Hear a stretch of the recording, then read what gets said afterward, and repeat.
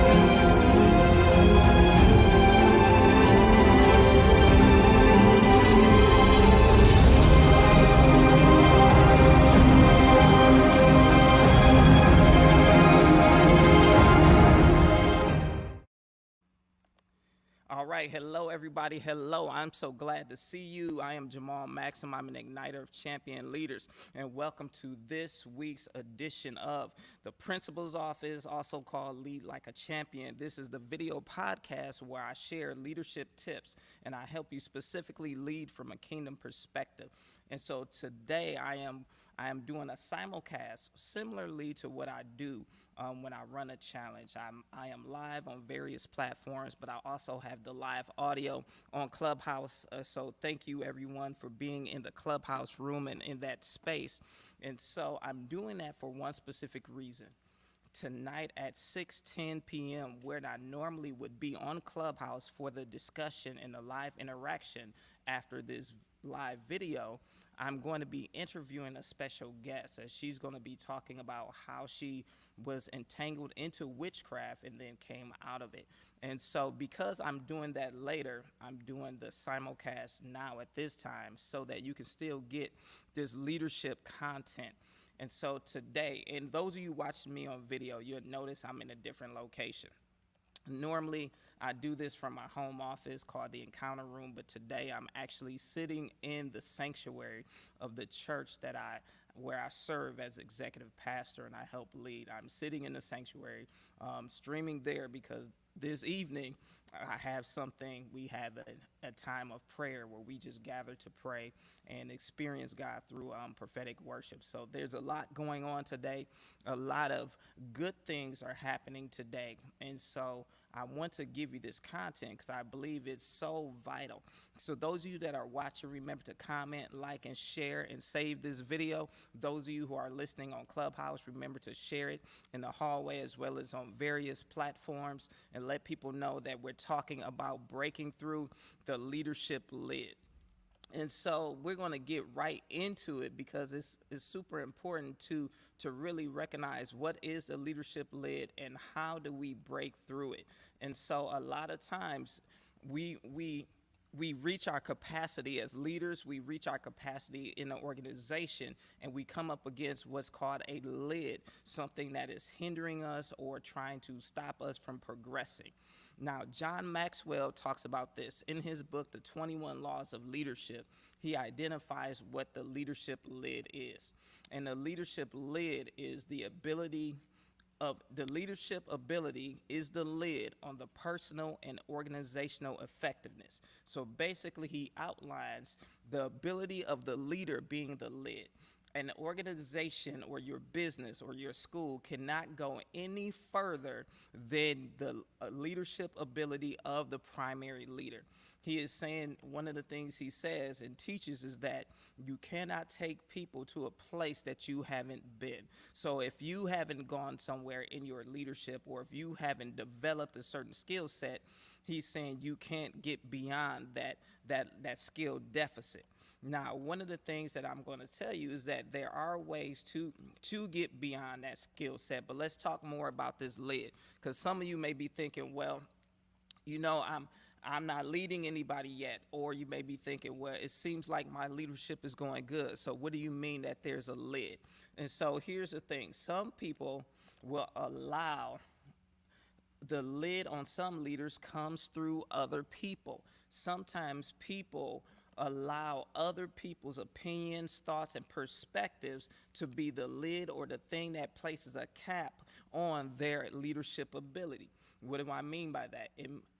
What I mean by that is sometimes leaders will lead from the standpoint of trying to please people or trying to get people to like them. That's what I call performance-based leadership, where you're just jumping through hoops and doing things to get people to like you, and you can't really lead and be obedient to the vision that you have, or really cast a vision or give a sense of direction, because your whole time is consumed with getting people to like you.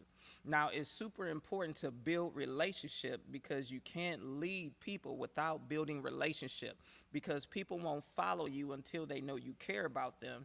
And once you demonstrate that you care, then you're able to help establish that connection, and they will give you permission to influence them, and they will willingly follow you. And so, but it is a difference between connecting, building relationship, building trust, and performance-based leadership. Remember, trust is built. It is not earned. Trust is built over time. Trust is built through your consistency of care, as well as your consistency in skill set and your consistency in how you lead, period. If you're trying to earn trust by, in a school setting, giving sticky notes and gene days, it's only going to go so far. A friend of mine who's actually listening on Clubhouse, one of the things he posted is, I need more than a sticky note and a gene day to know you care about me. And so, which is so true. A lot of times in education, we think gene days and sticky notes and food cards is going to build relationship. While those things may be a part of your expression, they can't be the sole totality of what you're doing. And so you don't want to get into that kind of leadership. And so some people put a cap on how they lead based upon the opinions, the thoughts, and the feelings of other people, or even their thoughts about what people are thinking about their leadership. Another way that people put a cap or a lid on their leadership is this. They allow the perspective of their supervisors or other people they respect to be the thing that hinders their ability. Just because they respect someone, or someone is a supervisor, or someone is even mentoring and developing them, they allow those opinions to weigh more than they should. When people are coaching and mentor you, you should be open and you should be listening, but they shouldn't define your leadership. There's a difference between learning from someone, being mentored by someone, and being defined by someone. You want to be coached and mentored, but you don't want to be defined. Because when you allow someone else to define you, now you are at the mercy of how they see you and how they see you going. And people may see your present, but they can't necessarily see your future. Even if they see your potential, they don't know the particulars as to how you are going to express your leadership, because every leader has their own assignment, and each assignment is different, and it is unique to you. And so you can't allow even your supervisor or people that you care about to be the thing that puts the lid on your leadership. Another way people allow their leadership to have a lid or to be hindered is they allow the opinions of those they are leading to be the lid that hinders them. Some people can't have tough conversations because they're afraid of breaking relationship versus the relationship being based upon truth. Some people can't lead or make a decision because they think that people won't like them. I call that soft serve leadership. When you can't lead because you're worried about someone liking you, and now you're just soft. You're just there. Your substance of your leadership is now watered down and weak, and doesn't have the substance it's supposed to because of the opinions of the people you're leading. While we cannot accomplish the vision alone, but you also cannot lead who you need. If you become super dependent upon the specific people, then you can't really lead. Now, you should be dependent upon people in general because you can't accomplish the vision alone. But if you rely too much or rely too heavily on any individual, then that gives them the power to say or to determine if your vision will come to pass or happen or not. And so you want to make sure that you have systems in place where anybody with with the right skill set and the right gifting can fulfill any position because people make life choices. Right now, in the middle of what some are calling a great resignation, there are a lot of life choices being made, a lot of people changing their assignments. And so you have to be careful not to be dependent upon the person more than the skill set or the gifting. And so some people allow that to be the lid. Now, another way that people limit their leadership ability is this. Some people refuse to grow in their ability to lead, and they believe that their charisma and their ability to get people to like them or connect with them is enough. While charisma is good and charisma helps as when people lead, it is not enough in order to make sure that your assignment happens and that you meet the vision and the mission of the place you're leading. Charisma alone won't do it. You have to continuously stay in a place of growing, and more specifically, growing in leadership. A lot of my educational leader friends, they grow in their ability to learn, understand curriculum, understand instruction, but I see a gap in the hunger and the ability to grow in leadership. You have to understand, no matter where you're leading, no matter what you're doing, no matter your skill set, you have to grow in the skill set of leadership. The only way to get better at leading is one, to grow and learn and be developed in that ability to lead and put the theory into practice. You have to practice with the leadership principles that you're learning and really learn how to apply those principles not only to your style of leadership, but your situation, because there isn't a blanket solution or a blanket principle that works every single time in every single scenario for every single leader. Don't make that mistake. I made that mistake early on in my leadership career as a school principal. I thought that if I just applied what I heard on this podcast or apply what I heard in this book, then all of a sudden it would work for me just like they said.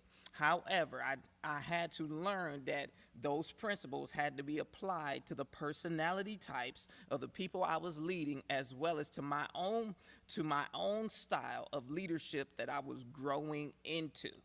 So don't stay in a place where you don't grow. You want to make sure you're constantly growing, specifically in the area of leadership.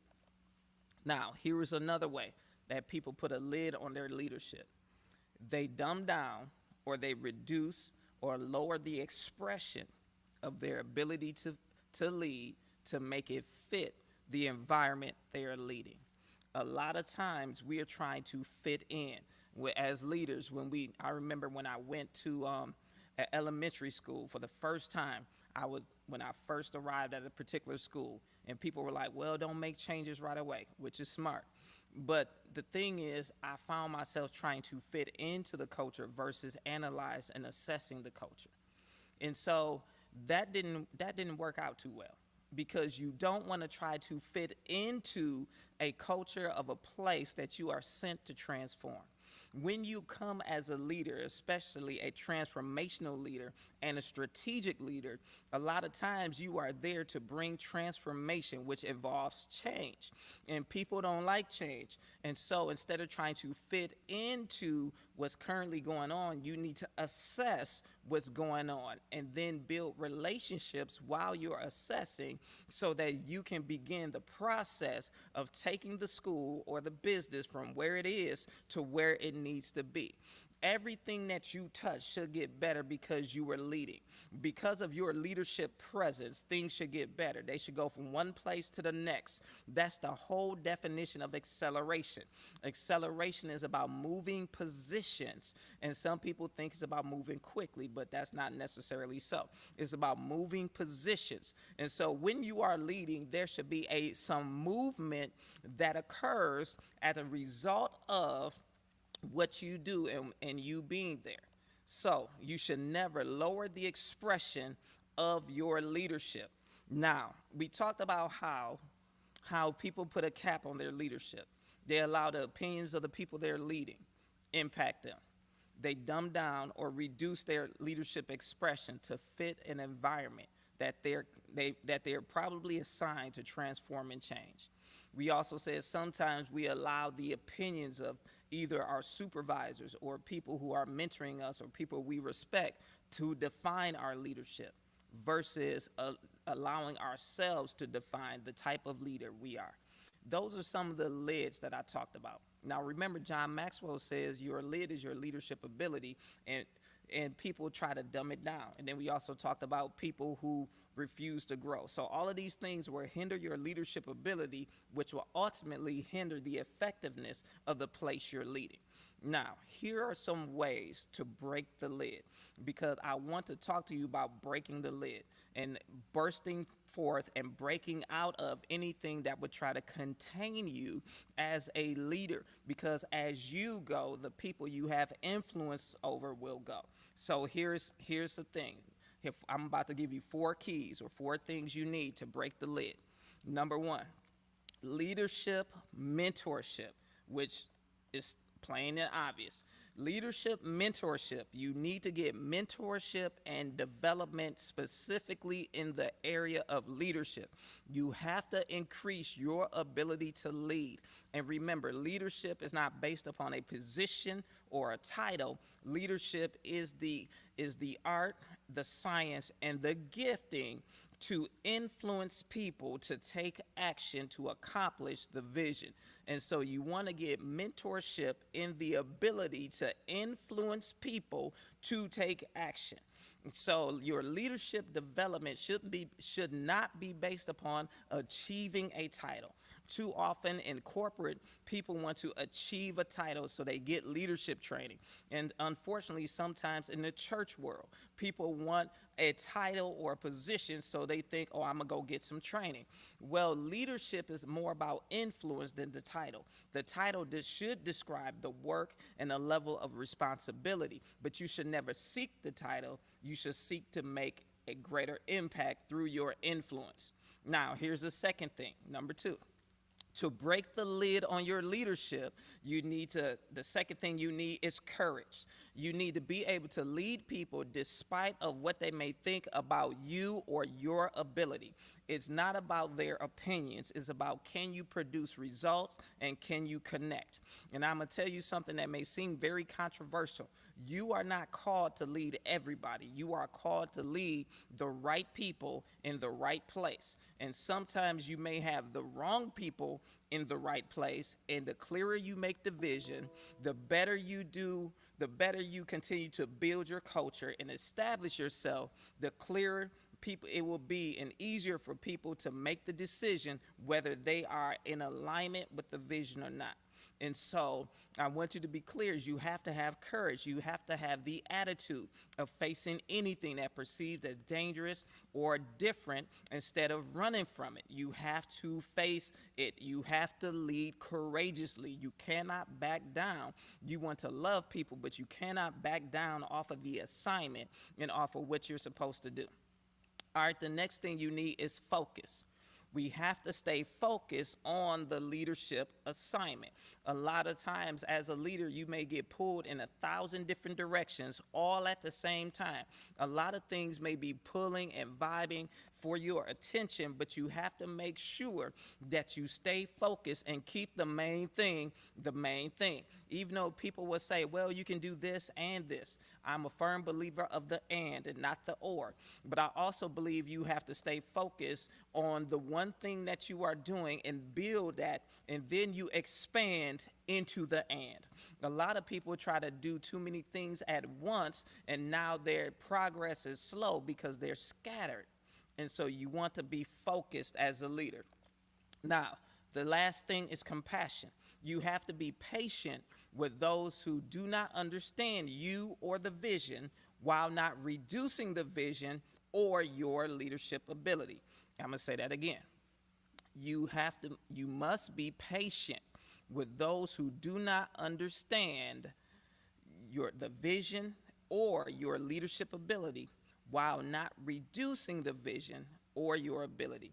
Sometimes people will not understand you. They will not understand the vision. They will not understand the direction that you are going and the direction that you are leading your school or your business in. Sometimes they won't understand. Number one, you cannot get mad at people who don't understand the vision because they are not the visionary. The whole job of the visionary, part of the assignment as a visionary, is to cast vision.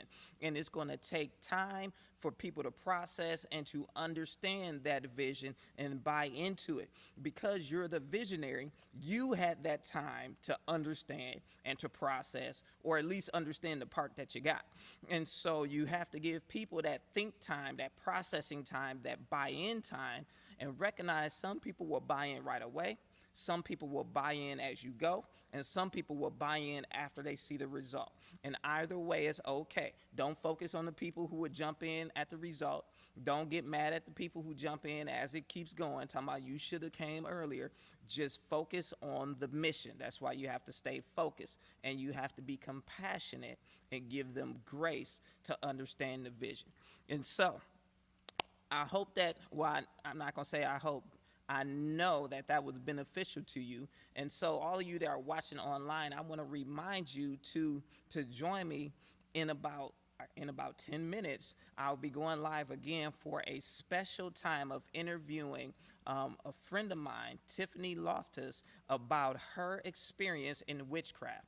Now, some of you may be wondering, but Jamal, you talk about leadership a lot. You talk about leading and influencing change and doing all of these things within schools. Why all of a sudden are you also talking about spiritualism? Well, I'm going to tell you, I was at a virtual school conference earlier this week. Now, the time of this recording is June 22nd, 2022. So 2 days ago, I was on a panel at a virtual conference, and someone said, an educator who trains educational leaders said that the next frontier in education is spiritualism. Now, I was raised as a spiritualist, and then I had an encounter with Jesus, and I understand the dangers of spiritualism and how people try to blend that with social emotional learning. It becomes a problem. And so I am speaking directly to those leaders who are people of faith, who want to lead from a kingdom perspective in public education, as well as those who are coaches and consultants who may either work with a school or work with somebody who works with a school or just works with somebody, period, however that looks like. You guys are the group that I'm speaking to, not only about leading and leadership and bringing transformation, but how to identify these spiritualist practice, how to dismantle them so that you will not make them a part of what you do, and you can keep your environment cleansed from that stuff and pure so you can bring the transformation. So that's why you see this additional discussion going on in the leadership circles, because the truth be told, a lot of these practices are taught in leadership development, and we just don't know what they are, and we just accept them because they seem innocent. And I want to expose those things so you don't do more harm to the people you're leading than good, because you think you're helping them but actually hurting them. And so you have to listen to my story that I recorded on Clubhouse to hear that whole story. Now, it will be on my YouTube channel a little later, as well as on the podcast a little later. And when that happens, I'll let you know. And so that's it. Also, this Saturday, I am hosting a masterclass just about this subject called It's Not the Same. You can still register for the masterclass at jamalmaxim.org/expose, and you can join me in this masterclass. It's only going to be a little more than an hour, less than 90 minutes. And I would talk to you about 3 things that are taught in these circles that we are hearing that seem like they are good, but they are not. And so I want you to take advantage of that opportunity to just get the information, because I want to help you, and I want to help you lead like a champion, because my assignment is to help you lead like a champion so you can be that transformational, strategic leader that you are assigned to be. And so, with that, all of you watching online, I will see you next time. Well, really, I will see you in about 9 minutes. I want you to be successful, and I want you to lead like a champion. Now, everybody on Clubhouse, hang out for 1 second, and so I can give you opportunity to ask questions. See you guys later.